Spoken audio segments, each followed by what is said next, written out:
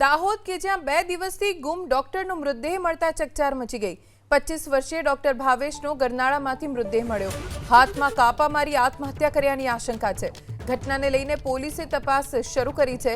Police તપાસ દરમિયાન જાણવાનો પ્રયત્ન કરી રહી છે કે કયા કારણોસર ડોક્ટર ભાવેશે આ પગલું ભર્યું।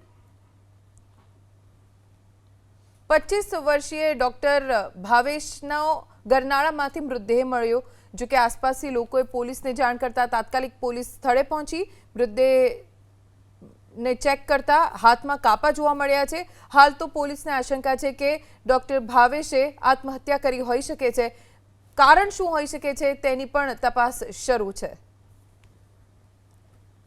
દાહોદ કે જ્યાં 2 દિવસથી ગુમ ડોક્ટરનો મૃતદેહ મળતા ચકચાર મચી ગઈ। 25 વર્ષીય ડોક્ટર ભાવેશનો ગરનાળામાંથી મૃતદેહ મળ્યો। હાથમાં કાપા મારી આત્મહત્યા કર્યાની આશંકા છે। ઘટનાને લઈને પોલીસે તપાસ શરૂ કરી છે। પોલીસ તપાસ દરમિયાન જાણવાનો પ્રયત્ન કરી રહી છે કે કયા કારણોસર ડોક્ટર ભાવેશે આ પગલું ભર્યું।